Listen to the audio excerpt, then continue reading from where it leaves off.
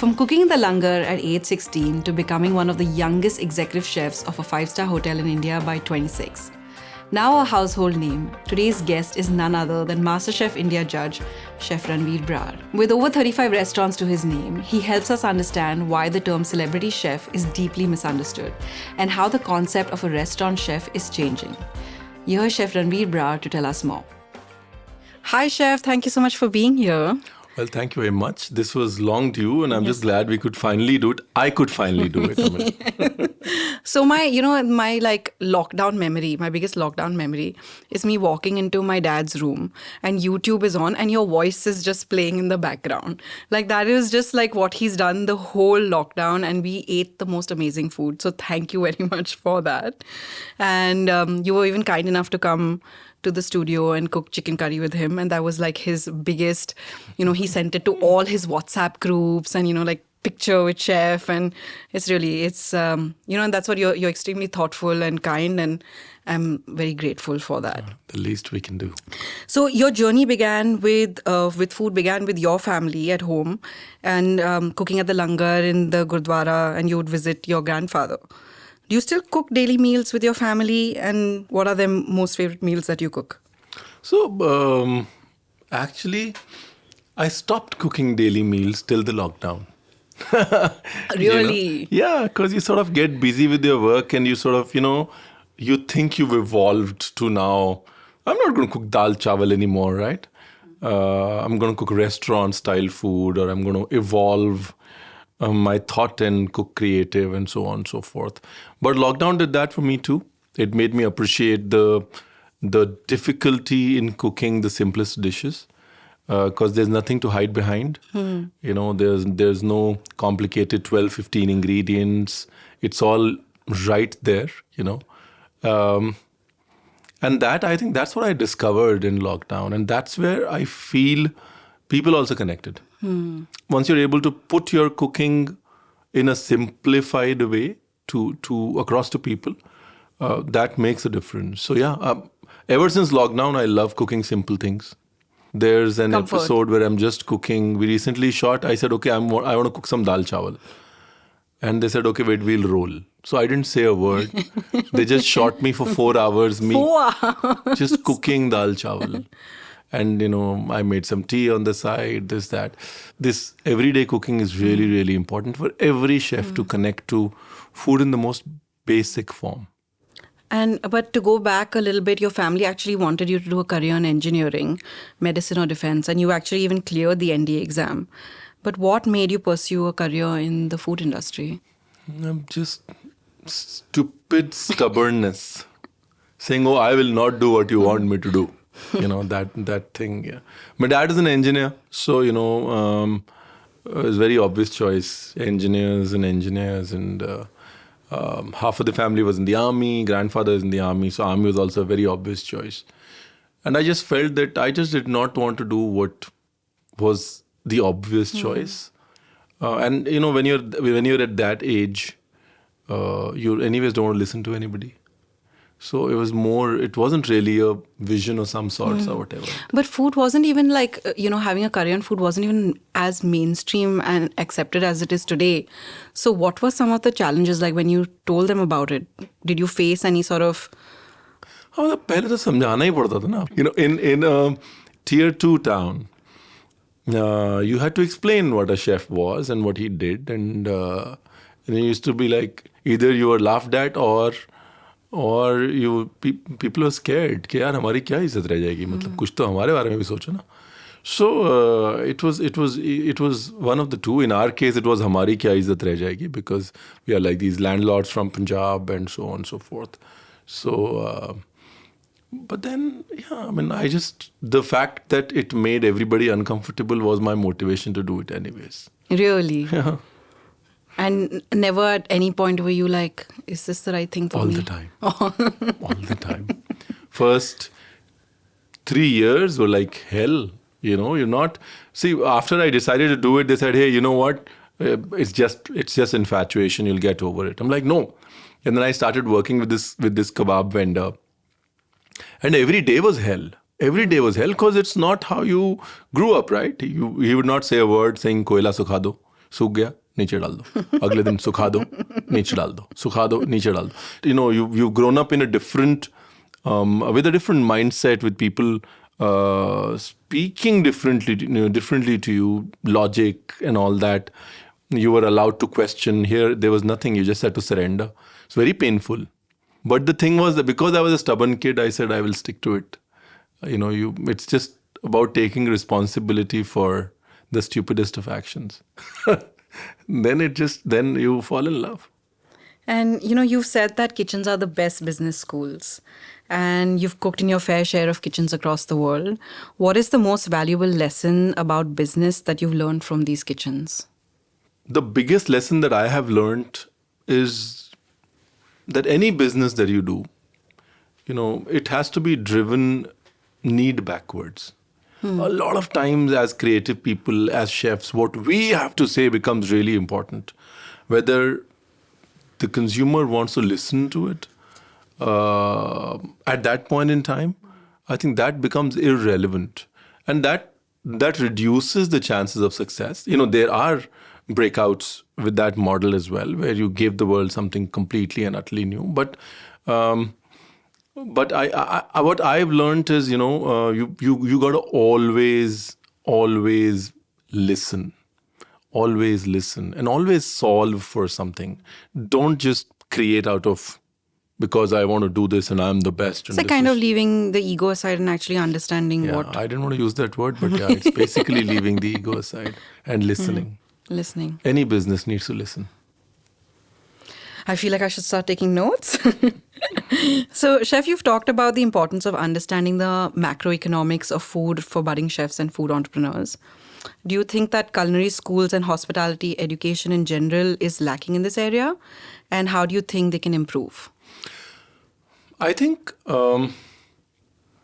culinary schools and hospitality institutes are lacking in three aspects, especially around food. One is the cultural connotation and the cultural seats of cuisine are not explored.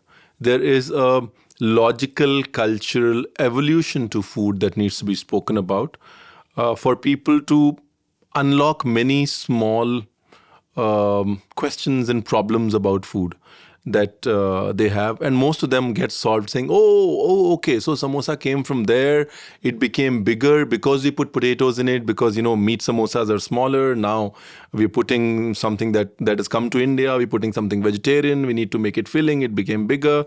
So things get answered if you're able to understand the cultural evolution of food. I think that's lacking. One.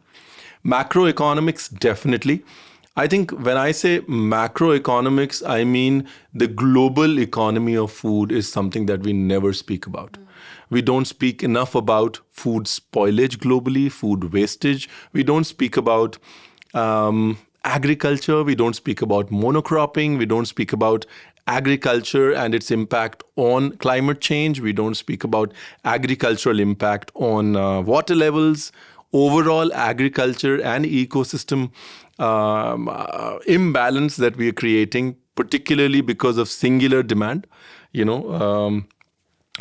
don't speak about it at all. We start with the ingredient when it comes to our kitchen and we start talking about it. I think as chefs, we need to understand the ingredient before it comes into our kitchen. 80% of our ecological problems are because of what's on our plate. It's basically that.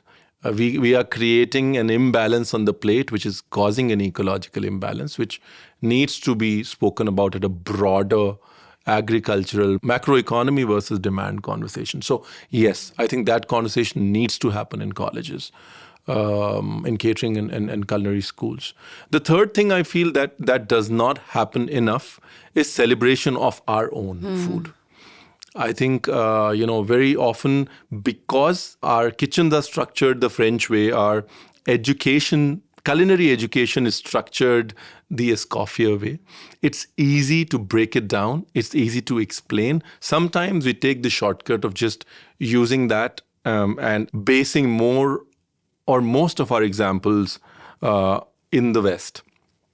We don't use examples from our kitchens as often to explain concepts, to explain kitchen organization, to explain the basics of kitchen. I think, yeah, I mean, a lot of it is we are to blame because we don't have those books. We didn't have an Escoffier who put it all together. But is it even possible to do that for Indian? Yeah, because I think the whole thing is, for the longest time, India was an idea, right? So to say this is Indian and this is the Indian way of doing things and this is the Indian book of doing things, it's not possible because there are many beautiful Indias in one India. So it is difficult, and that's why most of the time we take the shortcut. And Thank you. So you've been described as a polymath, an anti-specialist with no partiality to any specific cuisine or style, but a wide range of experience. Do you think that's an advantage, or do you think it's better to have a speciality? I don't know. I think I'd like to think that I sort of specialize in food from Lucknow.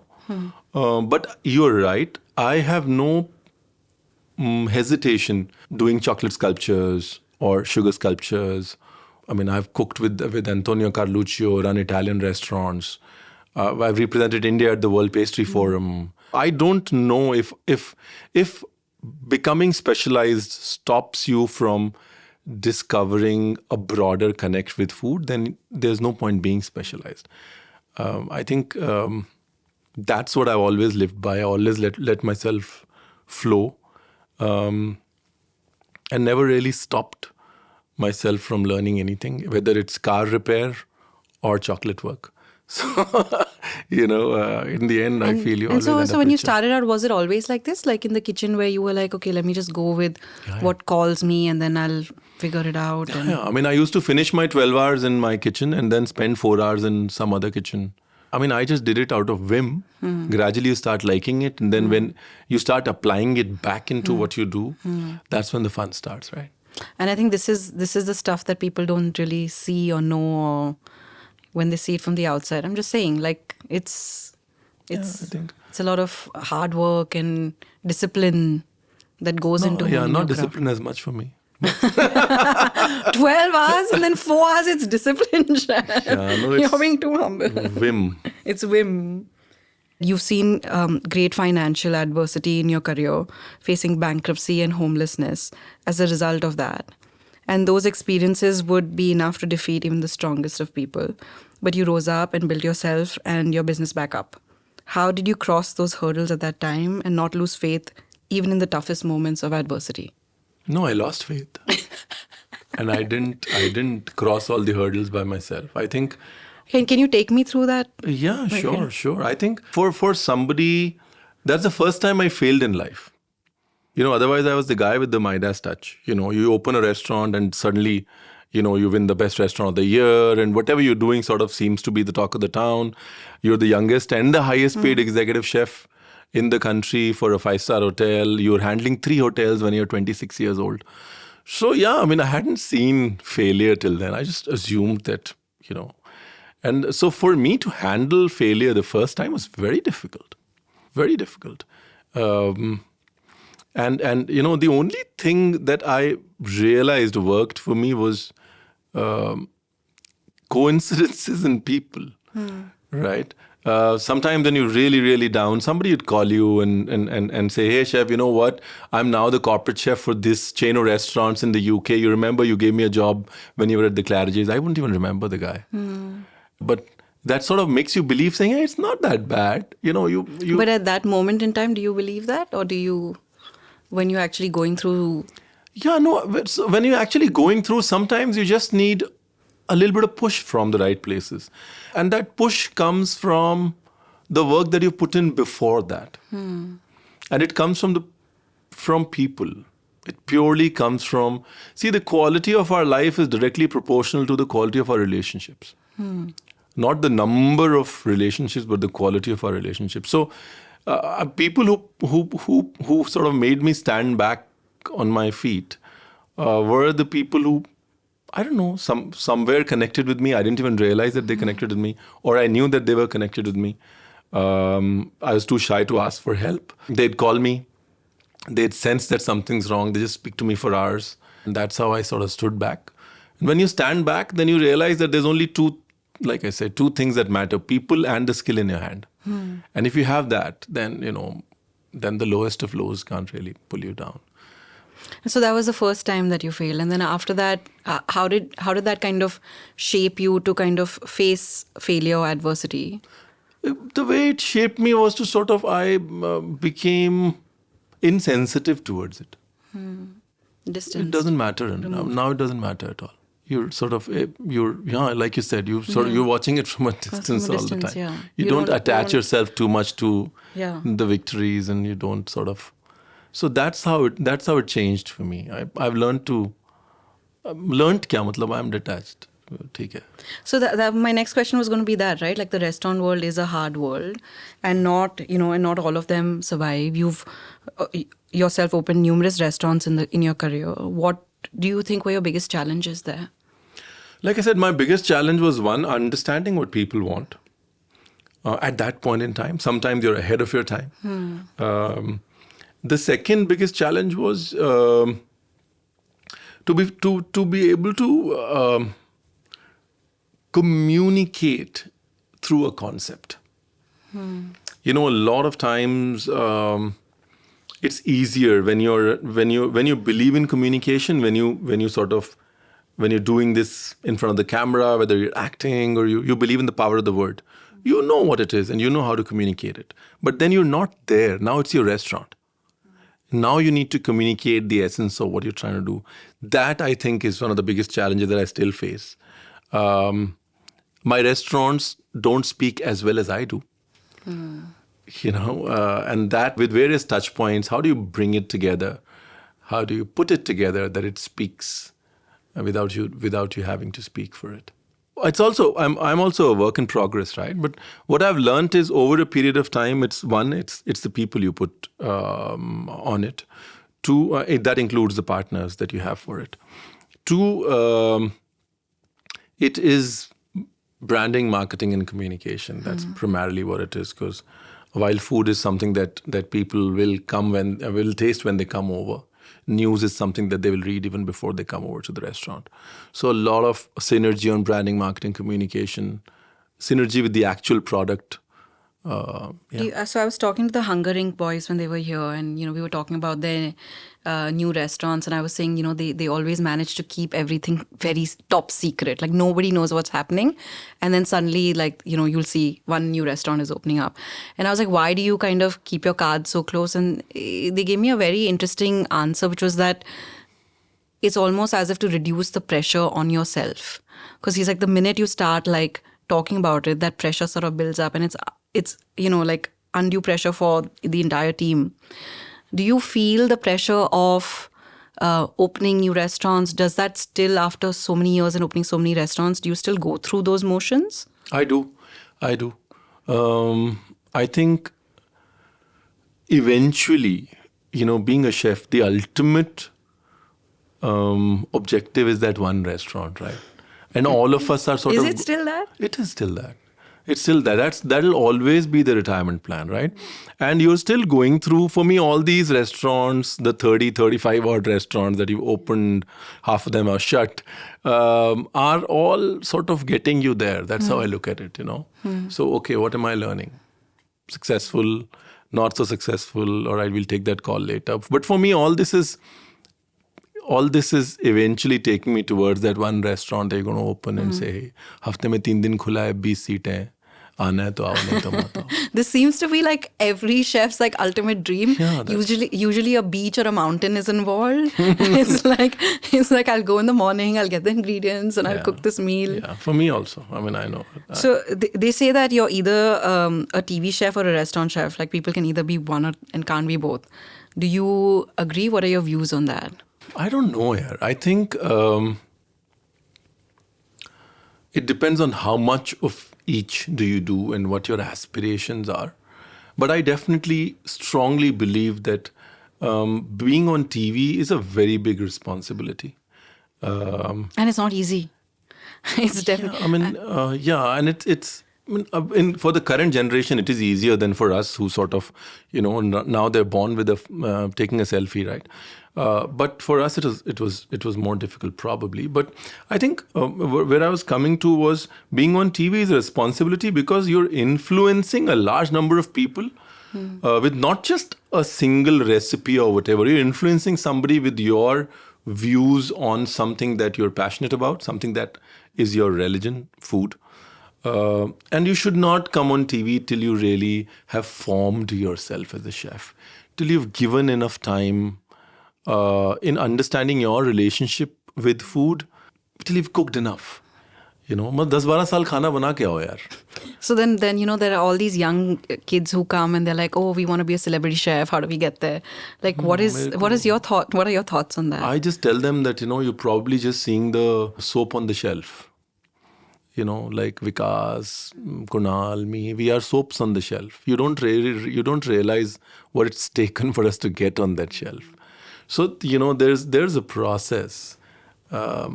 And I think that, for me, it's very important. Because, like I said, it's responsibility. You're influencing so many people. And you want to be rooted and sure. And you want to come from a place of reality, truth, objectivity. And that only comes with time and experience. Yeah. So I think that is for the TV chef bit. For the restaurant chef bit, I think it's very, for me, fortunately, the word restaurant chef by itself has changed. We are seeing restaurants being opened by home chefs. You don't need formal training to open restaurants. So the definition of a restaurant chef by itself is changing. But if it means somebody who needs to be at the restaurant and be cooking all the time, and you don't have the energy on a day off to shoot, then yeah, you can't be both. What are your thoughts on social media? How do you keep up with it? How do you think about relevance? Does that take up any of your brain space? Okay, so this is first time publicly I'm going to acknowledge this. I don't have Twitter on my phone. I don't have Facebook on my phone. And my Instagram has a 10-minute lock. Wow. For me, it's very simple here. I think it just takes up too much time and energy individually. I think after a point in time, you need to always zoom out and look at yourself, the brand and the projection. You can't really help it, but you are a brand that's being projected a certain way, and you need to sort of look at the brand and at all times ensure that the projection is as close as possible to who you really are. And that's where most of my time goes, saying, hey, keep it real, that's not me. But this comes with experience. How do you? This I can proudly say that for the last 4 months I have not had Facebook and Twitter on my phone. But it comes with experience. It also comes with the will to say that come whatever may, we won't fake it. It's saying this is not me. Full stop. This is not me. Full stop. And that's what people connect with as well, right? Like it's quite the energy is quite transparent. Like people can pick up when something doesn't feel authentic anymore. When I was growing up, my generation had the quest for knowledge, right? Because knowledge wasn't accessible. The phones weren't there, and you had libraries and books, and you'd ask people around for recipes and this and that and everything. Knowledge was... It was like a thirst for knowledge, knowing and learning. So knowledge was the asset, right? And knowledge is very tangible, right? Because you sort of know what you're looking for and you get it. Today's thirst or quest is not knowledge anymore. It's all around us. It's wisdom. It's wisdom to understanding what to pick up from these 20 options that you have, right? And wisdom is intangible. And when you're working with something, if you're saying the future of our quest for the future is wisdom, which is intangible, then you need to believe in energies, and you need to believe in reality, then you need to believe in feeling more than thinking, and sort of just believe that you're a human being and not a human want or a human, So if the quest is intangible, then, you really can't put an algorithm in everything. Then the connect becomes more important than the algorithm.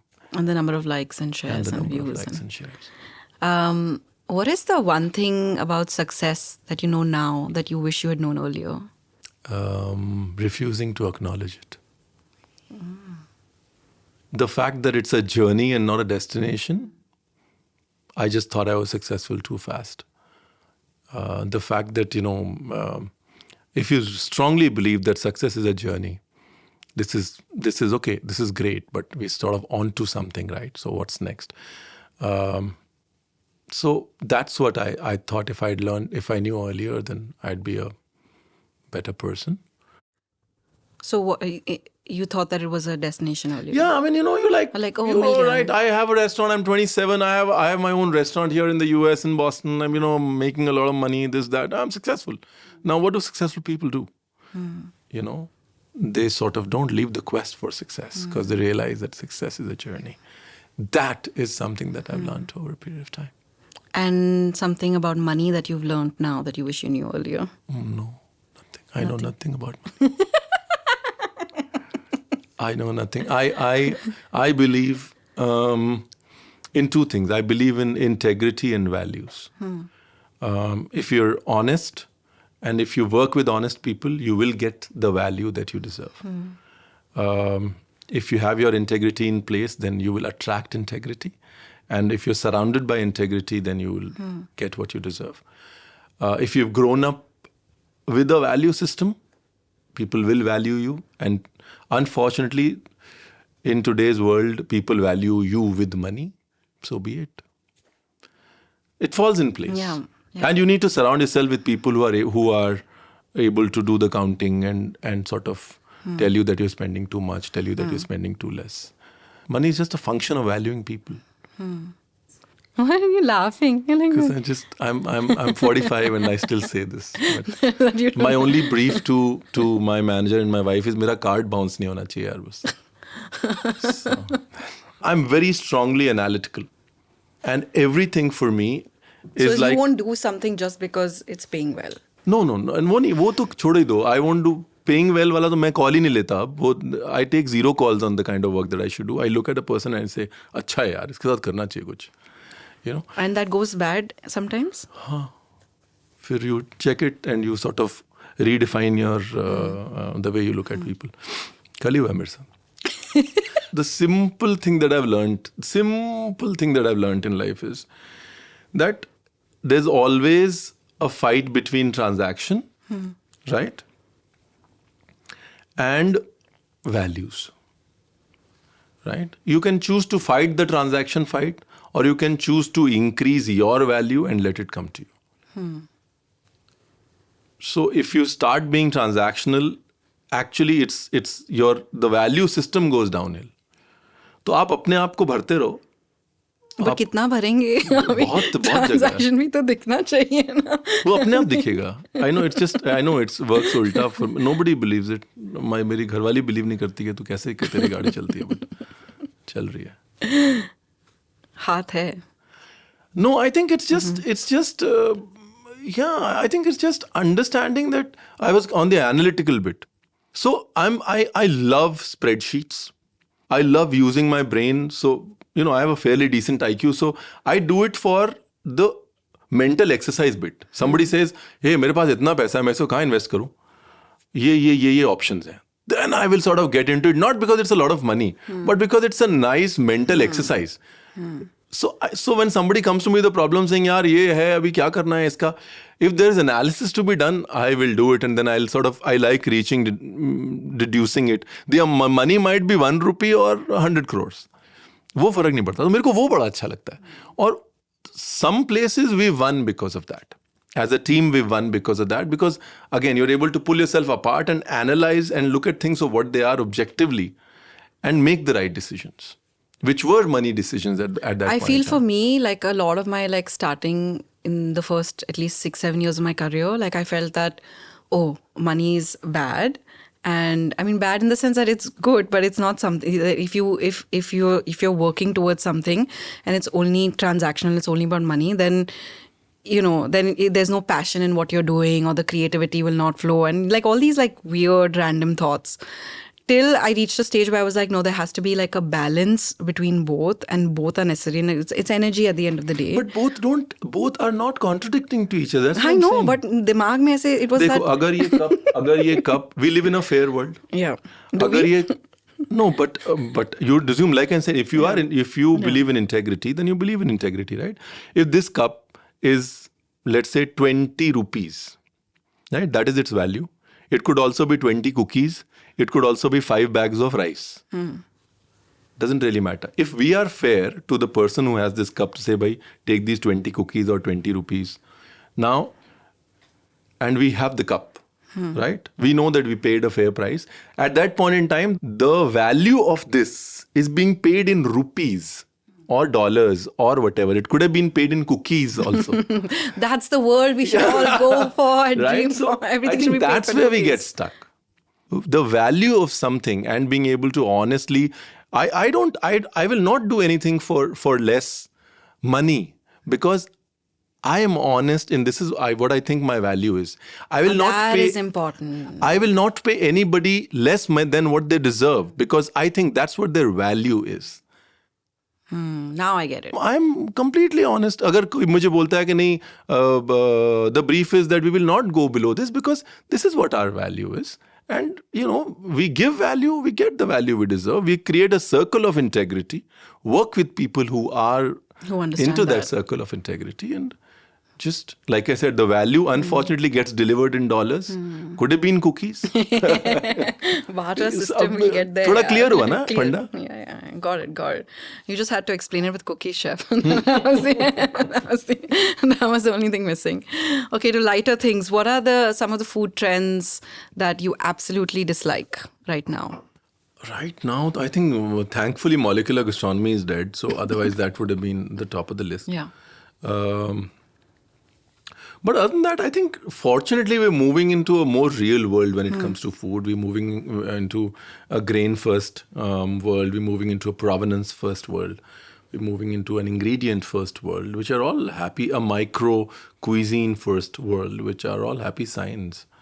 Yeah. Now, you've explored the world of restaurants, hotels, television, acting, mentoring. You worn so many different hats throughout your career. Is there something you're dying to explore that you haven't yet? Do you ever think of legacy and what my legacy should be and all those thoughts? No. Not into collecting things, leaving legacies. And the eventual measure is how many people speak about you when you're not there. Right? So you keep doing what you're doing, and hopefully what you stand for connects with people, and what you stand for lives on. It's like Maya Angelou and told Oprah Winfrey back many years ago that her legacy would not be her TV show or things like that, but it would be the lives of every person that she's touched through her journey. And I think that, whether it's the phone calls that you get about people who you've helped, so I think that is actually हाँ, ये बहुत बड़े words हैं यार. मतलब जिंदगी जो है ना जीने के लिए होती है. Life is to live at this moment. It's a real NoSugarCoat episode, guys. So what is left? You didn't answer that question. So a lot of things, yeah. Running a vineyard. Really? Where? Next to the restaurant. The अच्छा, 20-seater. Do we have a location? New Zealand. Really? South Islands. Wow. Exact location भी है. थोड़े पैसे चाहिए बस खरीदने के लिए. No way. And do you have a time frame? Yeah, I mean, the time frame, if the COVID wouldn't have come, it would have been next year, but we pushed it by 3 years. Really? That soon? Of course. Of course. So wait, are you announcing? How long will I dye my hair for and color my beard and sort of... So are you announcing to the world that you're moving to New Zealand today? हाँ, New Zealand वालों उनके लिए भी है, get ready. Wow, so fun. That would be amazing, and I will visit you in New absolutely. Zealand with no grey hair. I will be dyed. Thank you so much for this conversation. Good fun. Thank you.